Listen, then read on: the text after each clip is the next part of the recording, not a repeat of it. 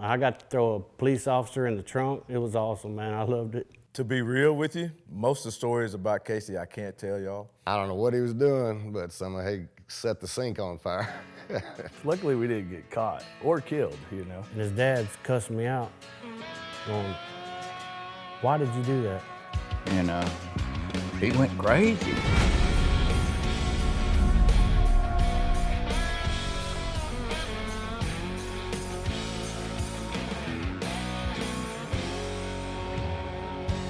He couldn't go to sleep without music.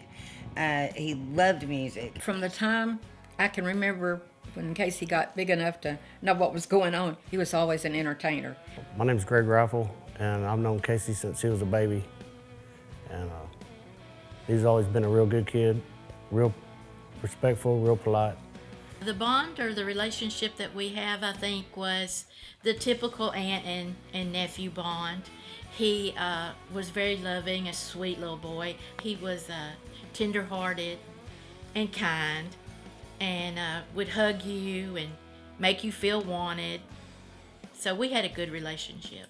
His musical influences, a lot of it came from church. He loved the church music, and he loved the old records, not the new country as much as he loved old, like even going back to Tex Ritter, he would listen to it because we had a lot of that music from a long time ago. And he just grew up loving George Jones and Merle Haggard and all those kind of people. So I grew up in Denison, Texas. I lived with my mom, my dad, my sister. Had a good childhood. Some of the things that I can remember, some of my earliest memories as a child is played a lot of sports, played football, played baseball. My mom and my dad were both hard workers. I spent a lot of time with my grandmother, going to church on Sundays, learning about God and Jesus, kind of listening to the church music, kind of developed a love for music from there. Growing up as a kid, you know, I did just normal kid stuff, rode my bicycle around. There was a local bar downtown from the neighborhood. I'd cruise down there every now and then and sit out on the sidewalk. They'd leave the doors open and I'd listen to music and just kind of sit there. And yeah, it's kind of what I did as a kid.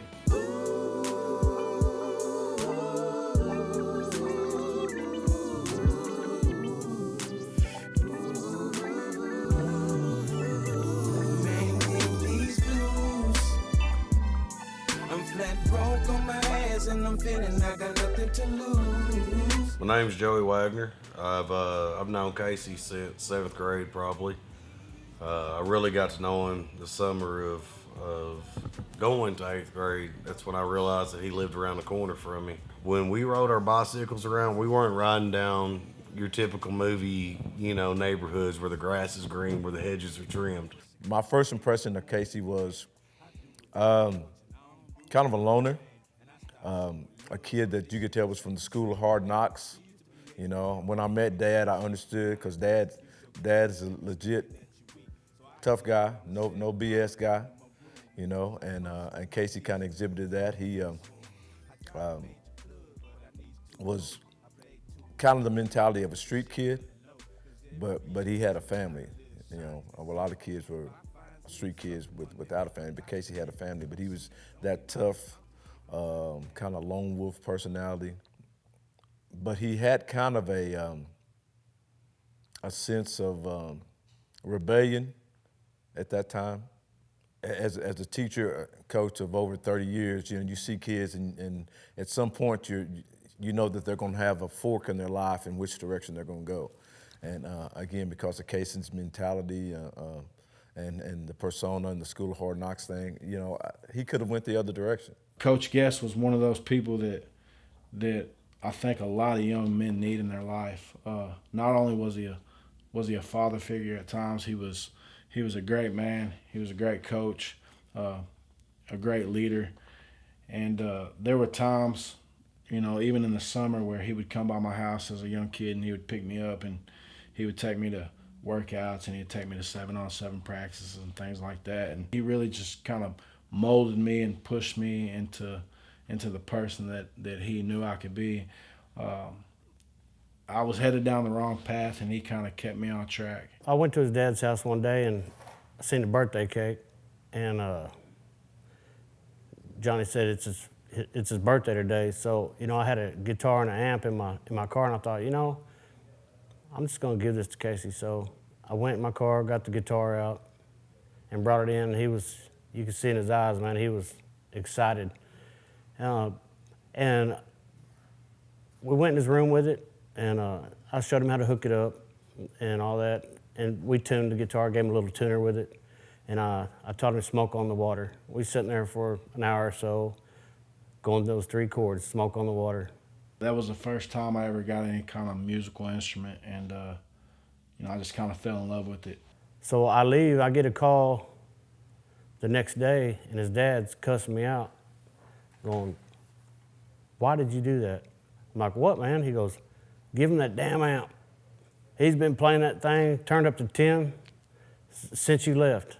I had some neighbors across the street from me by the name of Romain and Alan early. They were brothers, and they were always out there playing music. And although I didn't know how to play, I knew that I liked music.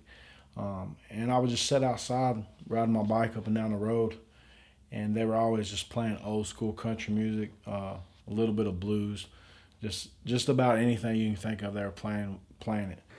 My parents lived across the street from his dad, and Johnny. And Johnny was the first one that welcomed me back home to Denison. Casey was probably 15, 16 years old at that time. Me and my brother played guitar, you know, and out on the front porch, Casey'd come by and sit out in the road, listen to us. He wouldn't come up on the porch or nothing. He just kicked back out there in the road. So Johnny called me one day and he said, "Casey'd like to learn to play guitar." And I said, "Well, I'm not much of a teacher, Johnny, but I'll show him what I know. I'm getting teared up on this shit." And he said, "Okay." So Casey came up one evening on his bicycle and had a little Jap-made guitar.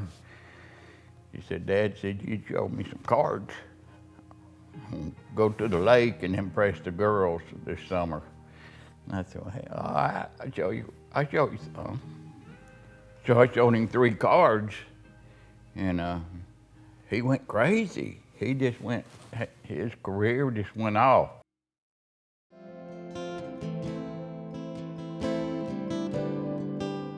Casey's background is not very much so different than mine. I remember the first time walking in here, like, I think it was right before Casey actually got electricity run to the bus. I could tell that bus was almost like a prison to him. And whether it seems like, you know, it was an escape or a paradise to any other kid that age, to Casey, I think it was his palace and his prison at the same time sometimes. I thoroughly believe that. I know for an absolute fact Casey Daniels found who he wanted to be in that bus. I know that bus brought forth parts of Casey that never would have been reached, even by himself. He would have never found who he truly was if it wasn't for the days that he spent in that bus alone. My dad, he bought a church bus. He kind of gutted it out, took the seats out. We laid some carpet in it, put electric in it, and things like that. And I lived in the backyard in the bus. It was my getaway.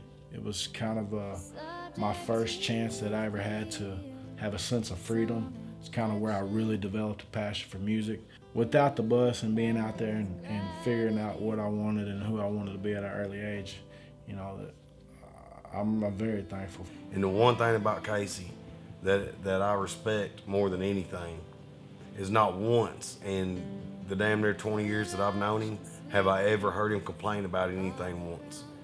He always mows through it. He always plows through it, whether it's good, whether it's bad.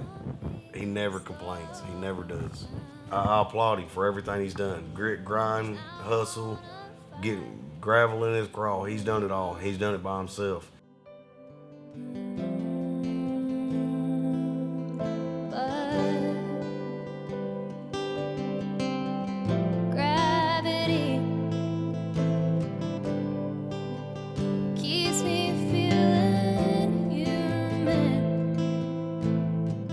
So I've known Casey since we were kids.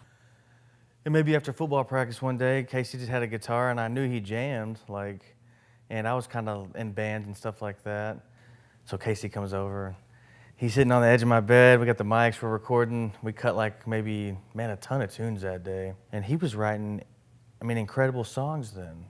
Looking back on it now and some of the artists I've worked with, Casey had wrote some of the songs that have gone on some of these albums that have gotten millions of streams at this point. You take hard work and you take a brilliant mind like that, and it's going to equal success at some point. Some of these songs are the songs that you guys are listed to today that some of them originated in my kitchen, It's kind of cool. It's kind of cool to be around that for sure. But Curtin Homegrown was the first song that I ever wrote, and Richard Anderson, the lead singer of THC, he heard the song because he was my dad's friend. He'd come over from time to time, and he just lived on the next street as me growing up. And my dad asked him to listen to the song. I played it for Richard on my dad's front porch, and he took a liking to it. He thought it was I guess he thought it was cool for a kid my age to be kind of writing songs like that. And so what he did, he invited me out to play it acoustically at Rocklahoma. That was the first experience I ever had in front of a full crowd, being on stage. It was kind of the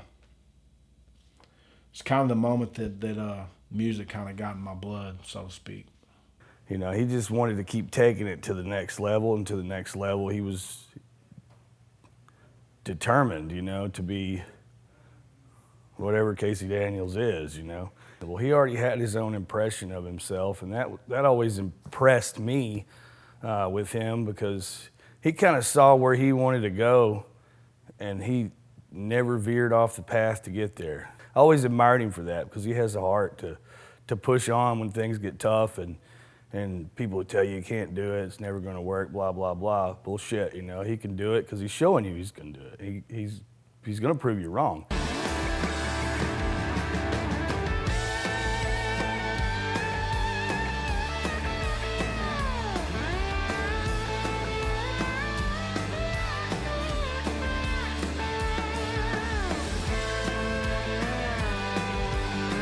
My name is Chad Smith, also known as Smitty.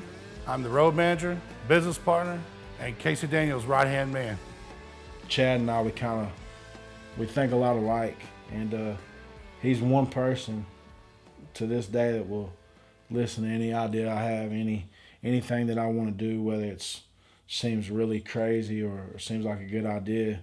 He'll listen to me, and I respect that about Chad, because, man, there's not a whole lot of people that I could tell my dreams to, my goals to, and all my crazy ideas.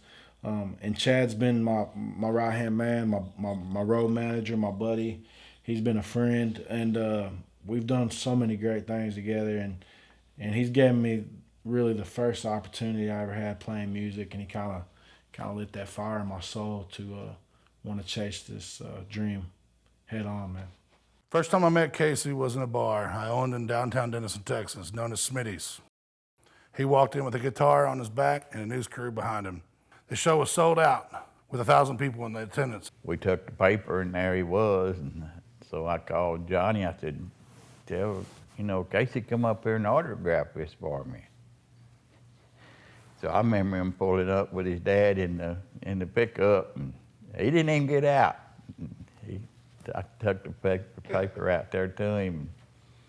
He signed it for us and went on.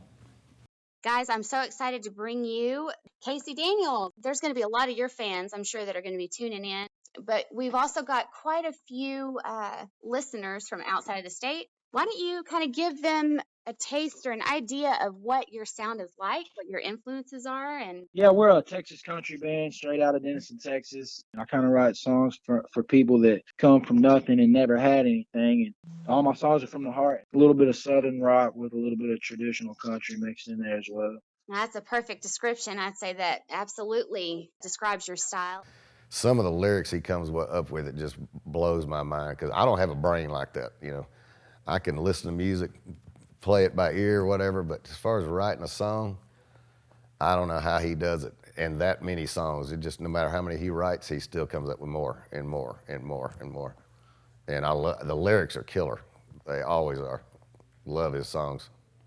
I can remember going to his dad's house one day. He lived right next door in this little house. And he come running out when he see me pull up with his guitar. And he goes, man, check this song out. I'm like, all right, man. So he starts playing this little song. And, man, it was the most badass song I've ever heard. I actually helped him write one line in that song. He was stuck and said, man, I need something right here. And I just came to my head one day. It was the only one song that I got to actually record with him in the studio. So that was a huge thing for me, you know. The songs he writes, they tell a story. It depended on the night, it depended on the mood of the crowd and whatever was going on. Every song kind of had a spot somewhere, and pretty much any rowdy thing you could think of or any emotion that you could have, it would hit there in a spot, you know. He's an old soul in a young body, and he tells a story with his songs. I love everything he does. That McCurtain County, that's probably the best one to me, being old school, you know. But evidently he's doing a lot of, back in our time we did Waylon and Willie and all them old country songs. But Casey stepped it up a lot.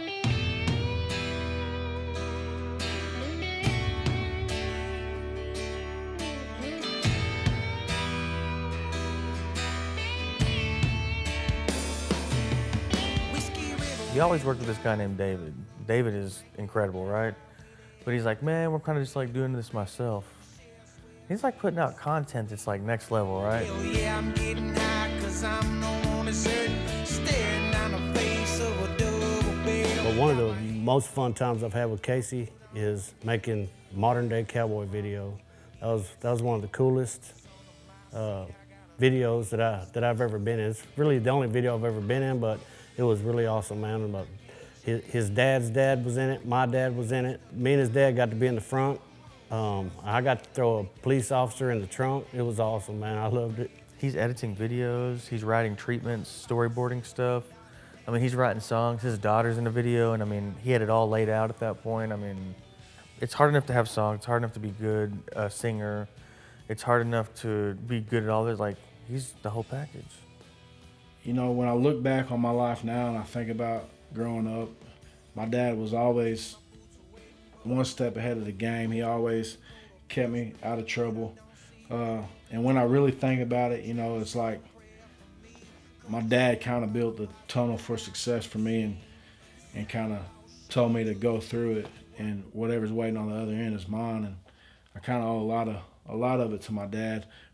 Even though he doesn't come from a music background and things like that, my father's always put me in the right place at the right time. Johnny called and said, Casey's going to do an interview on the radio today, on a certain channel or something, so we'll gather around the radio and listen to him. He would speak well of his family and his dad. And that's probably the most he's a family man. I've always had people who believed in me. My dad was a little hard on me, but that's just part of tough love, and he's made me the man I am today. Talk about someone who is a big fan of what you do and a #1 supporter. That's something I never will forget.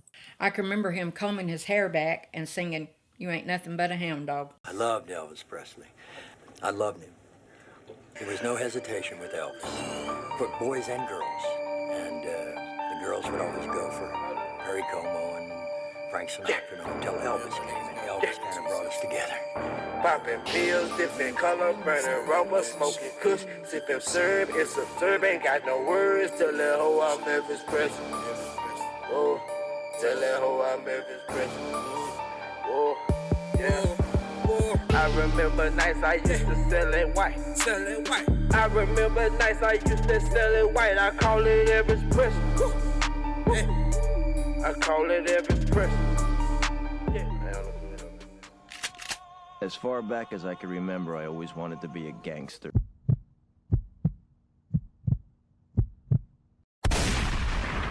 Let's get ready to rumble!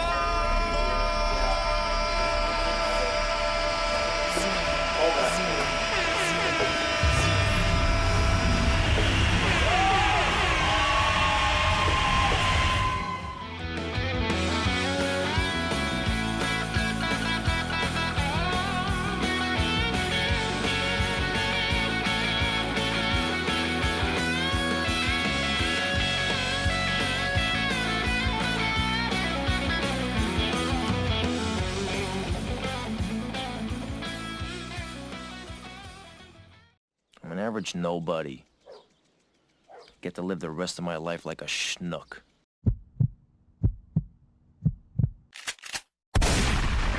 What's up? I'm Preston Hammond. I play bass for Casey Daniels Band, and it's been a fucking wild ride so far.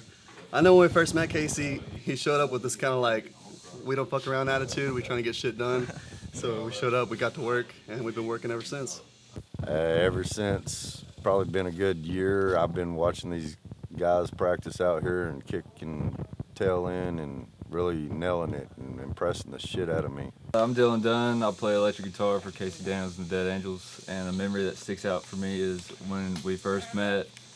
I asked him if he wanted to come jam, and he said, "No, man, I'm trying to rehearse," and been going ever since. Well, Casey's got a wide variety of songs, man. I mean, he came out with all this material, and it's honestly been kind of a challenge to learn it all.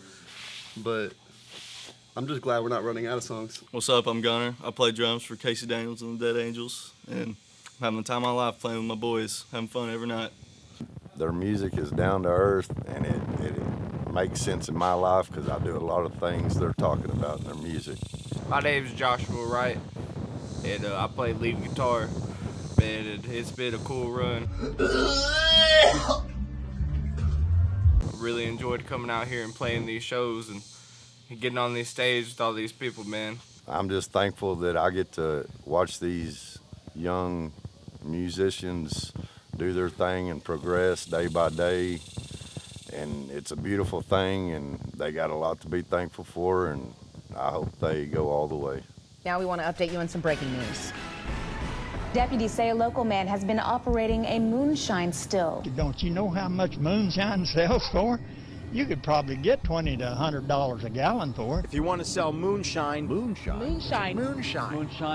Sheriff just busted a moonshine ring. It'll kill you. They'll send you so to hell. Some call it white lightning. We call it a trip to the county jail. You know, Casey's always, in his songs, he's always about moonshine and this and that. Well, of course, he had some moonshine. And I don't know what he was doing, but somehow he set the sink on fire. We're like, what the hell are you doing? Next thing I know, he's chunking it out the front door out in the parking lot like a Molotov cocktail or something. Everything just caught on fire, and the whole jar of shine was on fire, and I didn't really know what to do, so I started pouring down the sink, and then the next thing I know, the whole counter's just on fire. The smoke alarms are going off in the hotel room, and I'm freaking out, so I just take all these jars of moonshine and I'm chunking them out in the parking lot, man. And fire alarms are going off.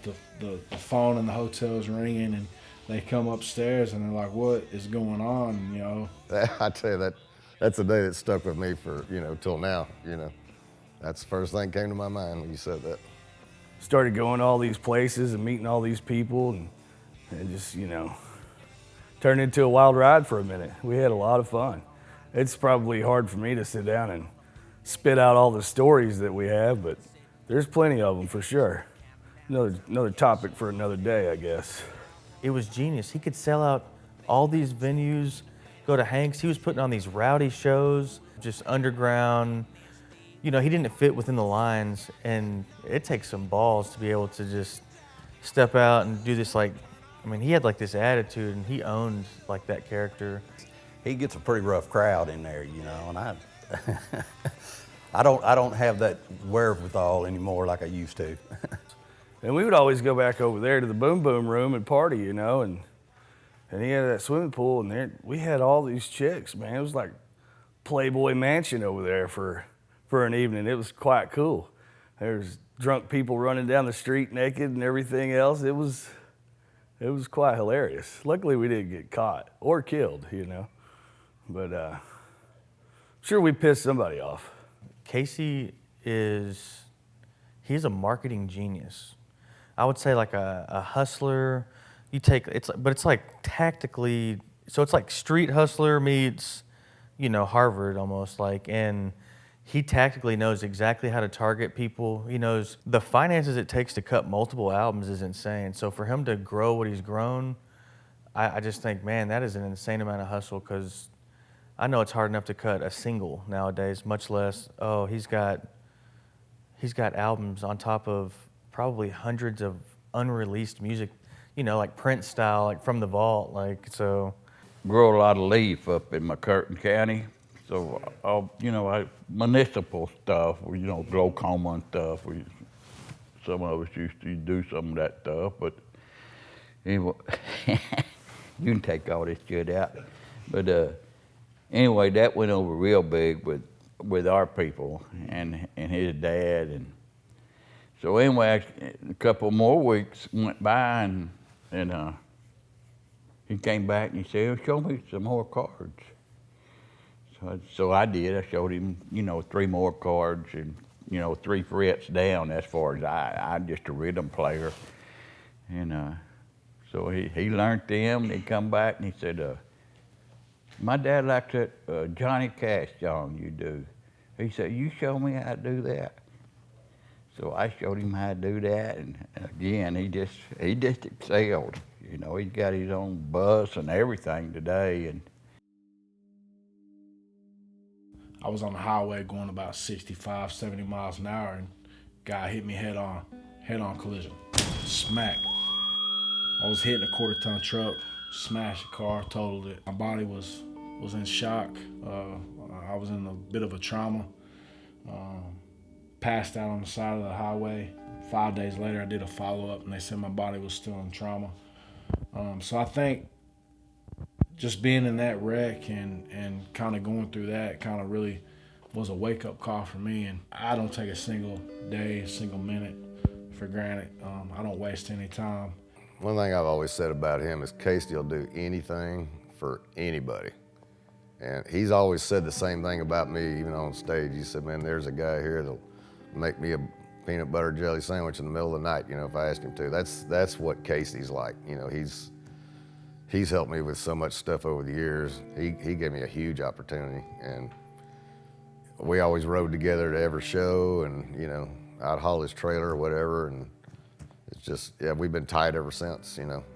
well, I understand now in the past that we did, you know. I didn't really know that me and my brother was an influence on him that much, but evidently we was, you know, for him sitting out in the yard on his bicycle and then, you know, later years getting to wanting to know how to play and stuff. So maybe we did influence him by doing something somehow or other.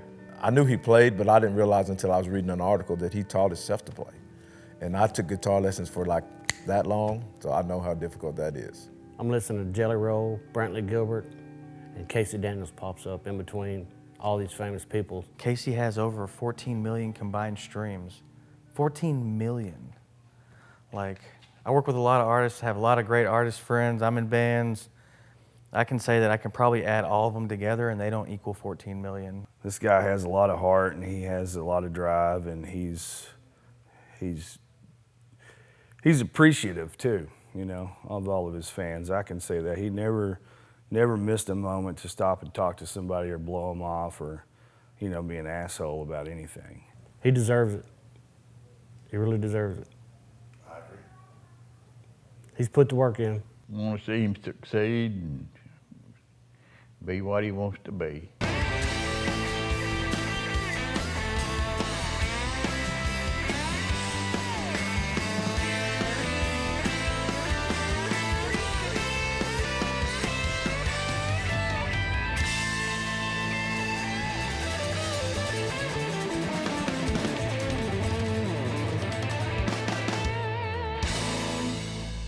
The one thing that stuck out to me is before every show, and I'm sure these guys that are in the band today are still doing this, but we would pray every time before you know, downbeat. Right before we would go on the stage, we'd get together in a big huddle and pray and ask for, you know, good things to come our way, and it usually did. I don't think I've ever had that kind of connection with somebody. You know, I've got great friends, but something about Casey, you know, he just sticks to you, you know, if that makes sense. You know, yeah. There's just not a lot of people like that anymore, it doesn't seem like, and then to be doing what he's doing and be that kind of person is a super rare combination. He's a hard worker, and he really loves his music, and he's real dedicated. He even took time, like, so that he could be a father and take care of his kids and put the music on the back burner for a while. And I just have mad respect for that, and I always will, because at the peak and the pinnacle, you know, none of us could step away, and he was able to step away, and it's really hard to like get a momentum and stop, be a family man, and then get back in the music game. So I think if people understand that and respect it, and then they do, and go find these old catalog of songs, it's just new music to them. So he seems to be a really good man. He's a good daddy. You know, he works hard. He's a good provider. You can't put a price tag on, man. He's good people. He's damn good people.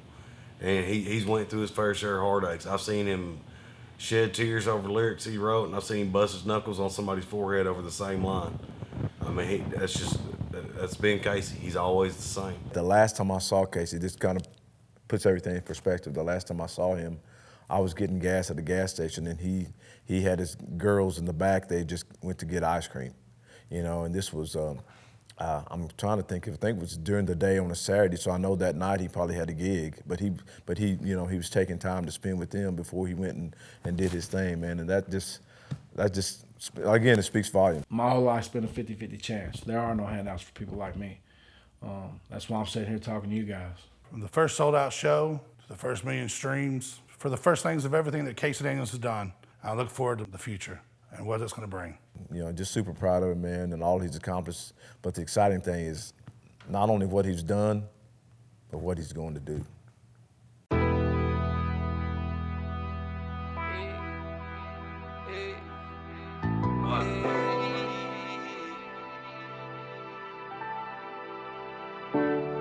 What you know about pressure?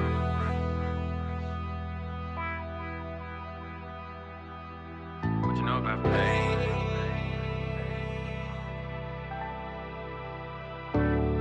What you know about pressure?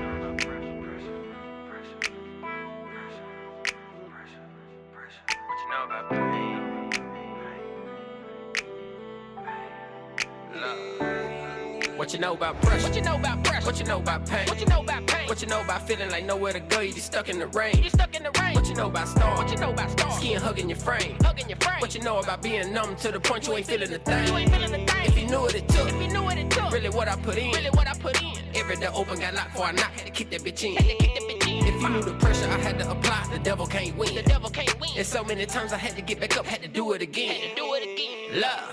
I can tell you about some pain, shine a little light, get some hope like a deacon, homie. I came from nothing with no insulation, so when it rained, it was leaking on me. Refill the bucket, then sit there like fuck it. I can't go to sleep, devil sleeping on me. The rats and the roaches were creeping, I might as well too. That's when I start sneaking, homie. Had to go find me some cheddar, so I start climbing out the window. I know this game is a maze, but I can navigate my way. Just show me where to enter. I know these niggas ain't won't give me nothing, so I just plotted and waited for winter. Then I said, fuck it, grown hard than a bitch. They don't want to see your feast, turn them niggas to dinner. My family was just trying to make it out, so I would dance and find a way. So many nights I got down and I prayed, nothing was working. I start losing faith. Then I start mashing for better condition. When you see that pain on your little sister face, it bring that Super Saiyan out a nigga. I send them Dragon Balls to your place. I know about pressure, and that shit bustin' pipes on the regular. On the regular. But that be that shit make you level up. I know pain. And that can drive you insane. But what you learn from it, you gain. What you know about pressure? What you know about pressure? He loves God. He fears God, just like you're supposed to. One day we were just hanging out around the house, and it just hit me. I looked at that dove on that wall. That dove was on fire. And I was like, God damn, dude, that's Casey. Guys, I just want to say, everybody in my hometown, Denison, y'all helped me live my dream. And, you know, without you guys, all my friends, family, my mom, my dad, and I want to put God first, you know. So thank you guys back home. I appreciate you. And everybody tuning in from Alabama, California, Carolina. I appreciate you guys from the bottom of my heart. Keep the Lord first.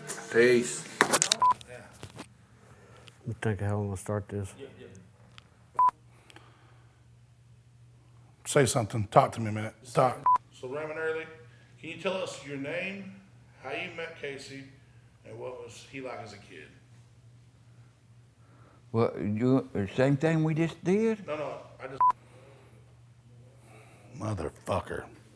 I hope he remembers that promise he made me. He's going to give me that brand new F-350 Platinum. Yeah. He did not want to take the pink poodle sweatsuit off.